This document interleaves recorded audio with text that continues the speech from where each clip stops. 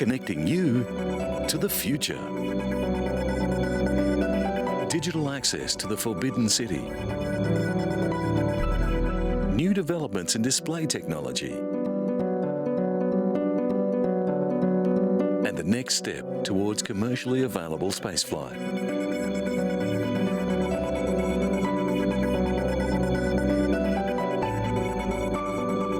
The ancient Roman Forum is one of the Italian capital's biggest attractions, with tourists visiting from across the world. But people unable to visit the Eternal City for themselves can now take a virtual tour of ancient Rome.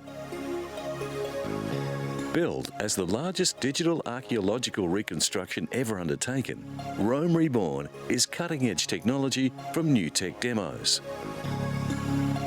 Images of approximately 7,000 buildings recapture Rome at the peak of its glory in 320 AD, during the reign of Constantine the Great. Using a handheld device, the virtual tourist can get a 360-degree view of how the city used to look. The technology can be applied to any site. The model that we're using has been constructed very meticulously by a team of researchers in order to faithfully represent the way Rome would have looked in 320 AD. This type of display has advanced rapidly due to the acceleration of computer graphics technology. The designers believe the system will be used as a new type of historical exhibit in museums. The next stage in the development of the virtual technology will see tours becoming available over the internet. This type of application is already being used in flight simulators, and it has great potential in a range of different areas. But although it's a powerful educational tool, nothing can compare to actually being in the city beside the Colosseum. And Rome is not the only place to have been digitally recreated. The Forbidden City to the north of Tiananmen Square is the world's largest palace complex, covering 74 hectares.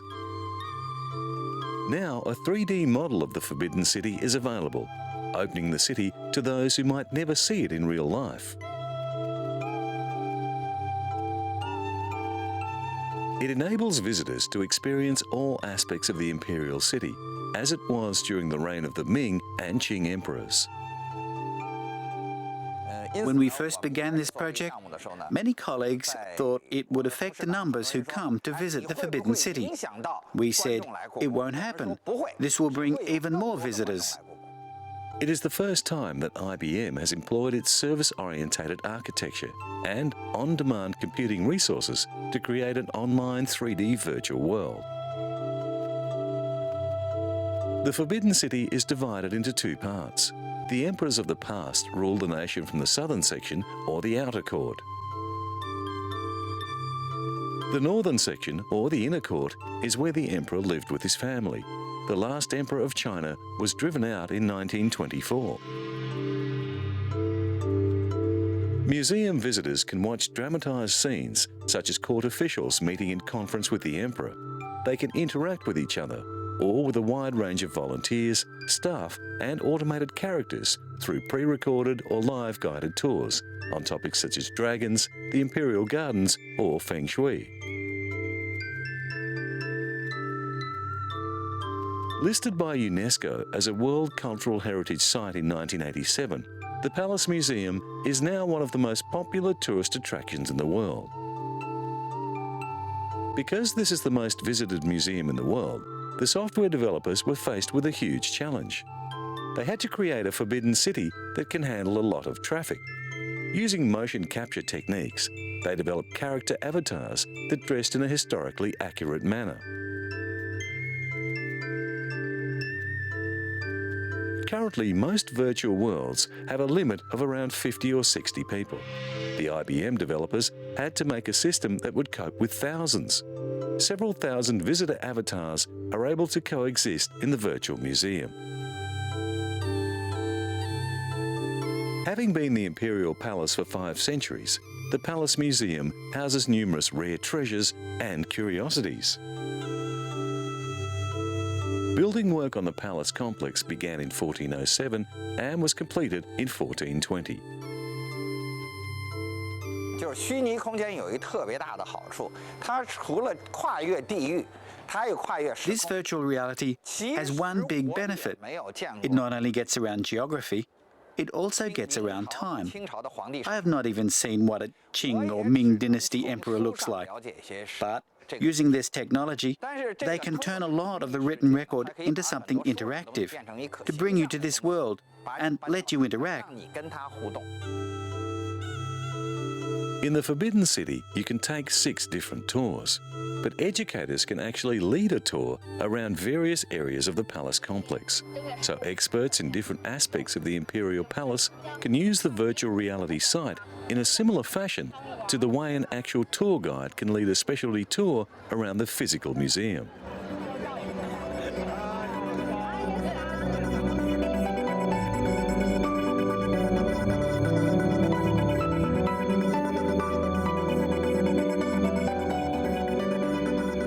Iceland has abundant natural reservoirs of water and ice.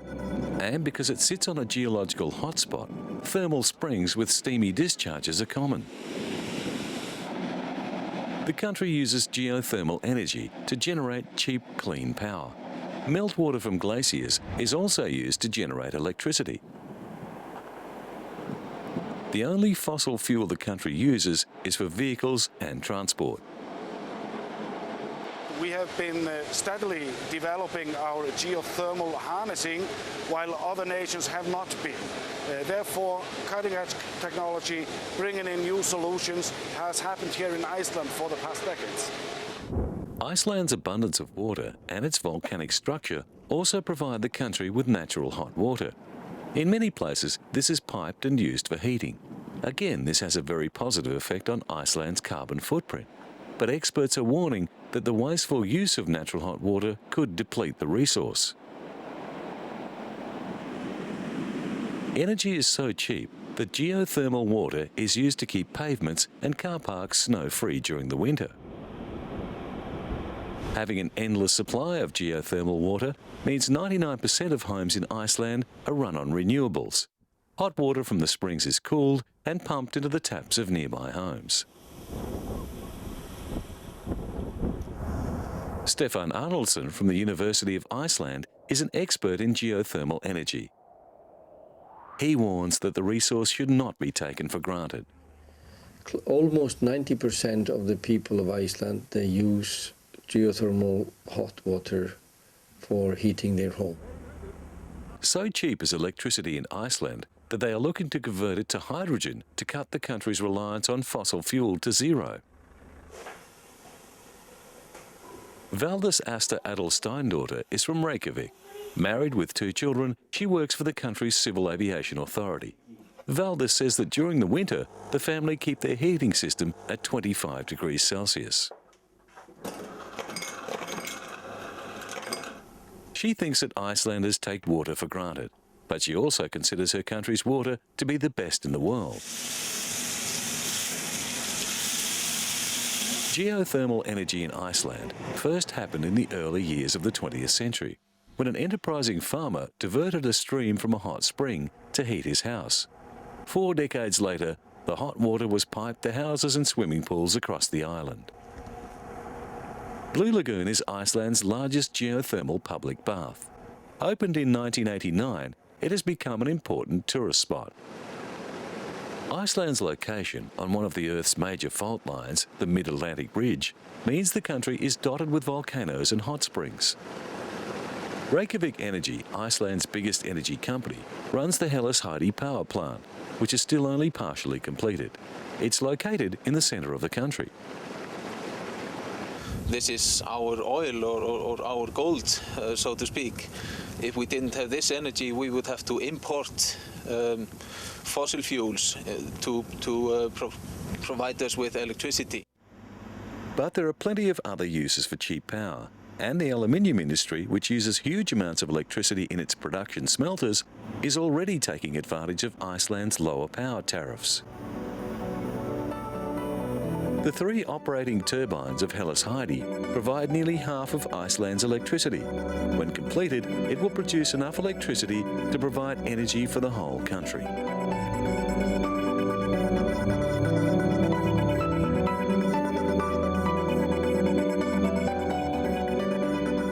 LG Display recently announced that it has developed an LCD display panel that refreshes 480 times every second. But what does this mean? Since flat panel display screens became popular, there has been a debate about the merits of 2 types of flat panel technology, liquid crystal or plasma. While the LCD panels had lower power consumption and better resolution, plasma screens had better contrast and could render fast-moving images more clearly. They could be made bigger too. Now, work done at the LG developmental labs in South Korea mean the company's soon-to-be-released True Motion display panels will have a much quicker response time, eliminating problems associated with fast-moving images. And scanning backlight technology has enhanced the LCD's contrast. LG launched a range of new display screens at this year's Consumer Electronics Show in Las Vegas. They stretch from the very thin picture frame unit to a 60-inch model. The company's 55-inch HD unit has an LCD screen that uses a different system of light-emitting diodes to deliver superior contrast. Another innovation is the separation of the screen from its signal processing electronics. The 2 components connect wirelessly so that the screen can be easily mounted on the wall. In combination with the enhanced picture quality, many of the new screens feature an invisible speaker system. The trend is to make the display unit more like a picture that hangs on the wall, and to highlight this, an array of screens were arranged like pictures in a gallery. The LH50 and PS80 series HD TVs are equipped with Ethernet ports and can access selected web content. And the Tokyo Metropolitan Museum of Photography has just mounted an exhibition called Still Motion, Liquid Crystal Painting, that displays a collection of artworks on flat-panel LCD screens. Dominic Legeman's YOLO V pays homage to Goya's painting The Inquisition Tribunal. As the viewer approaches, his image is imported onto the screen. Sam Taylor Wood's Still Life pictures a bowl of fruit as it ages over several weeks.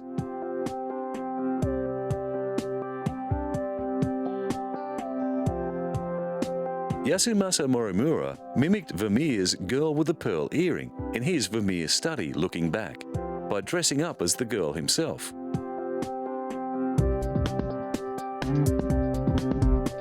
Museum curator Satomi Fujimura explains that the artworks have their origins in traditional paintings, but they also explore future styles and directions that become possible as the use of technology in art evolves. Hiroshu Senju's A Forest of Water appears like a traditional Japanese folding screen. Julian Opie's minimalist figures, the woman with evening dress and Kira with a pendant, smile at the viewer.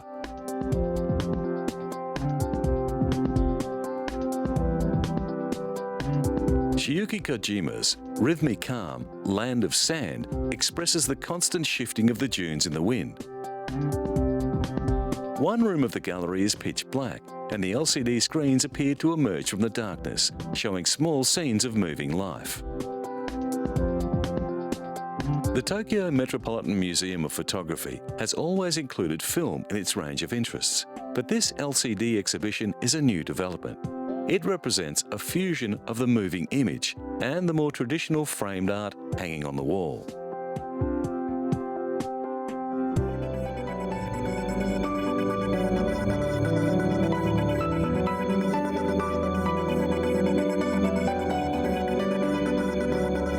The space tourism race marked a milestone recently as British entrepreneur Sir Richard Branson and American aerospace designer Burt Rutan waved to a crowd from inside the cabin of a new aircraft designed to carry a passenger spaceship to launch altitude.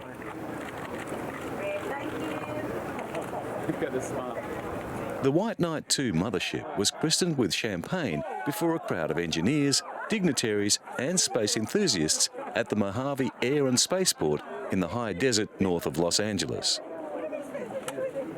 That's my second accident. We hope to be able to start a program where we can try to fly people incredibly quickly around the world, from New York to Australia in less than 2 hours. White Knight 2 is the largest all-carbon composite aircraft ever built. It is the brainchild of Burt Rutan, who made history in 2004 when his Spaceship One became the first private manned aircraft to reach space. That historic spaceflight was accomplished with the help of White Knight 2's smaller predecessor, White Knight. Now the new mothership must undergo at least a year of rigorous flight tests. Retired American astronaut Buzz Aldrin and his wife also took part in the event. You've done it before, huh? Well, I mean, the publicity benefit would accrue to whom? To me? No. I've been on the moon with Neil Armstrong. See, so I don't need the publicity. Next step is the completion of Spaceship 2, which will be flown by 2 pilots and carry 6 passengers.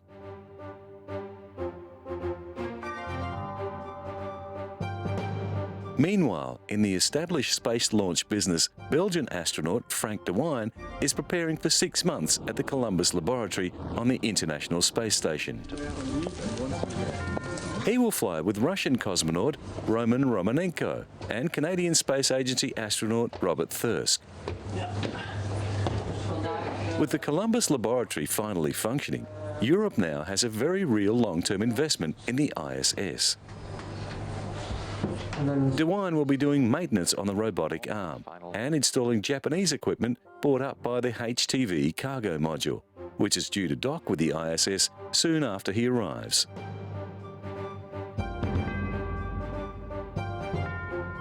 As well, he will be carrying out experiments for scientists back on Earth. What scientists are trying to determine is if microgravity influences our perceptions of parallel lines. Orientation is something that is very important also here on Earth, how people can orient themselves. Often elderly people have problems with that, and by trying to measure the processes also in microgravity that are happening in our brain, scientists try to determine if they can find also cures for diseases here on Earth. In 2002, De Wijn spent 12 days in space aboard the ISS for ESA and Belgium's Odyssea mission. The European Space Agency is not taking any chances with its next astronaut, and Dutch ESA astronaut André Kuipers is serving as backup. In support of the upcoming mission, NASA has already sent up a shuttle carrying supplies and equipment.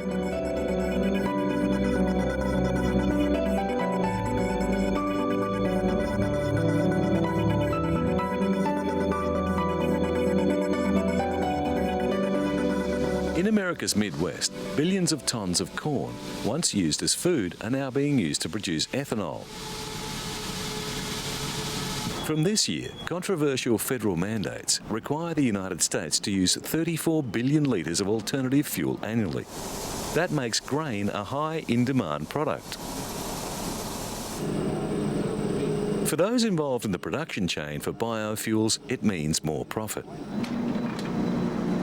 A full 33% of this year's US corn harvest, or 3.9 billion bushels, is expected to go towards ethanol production, up from 22%.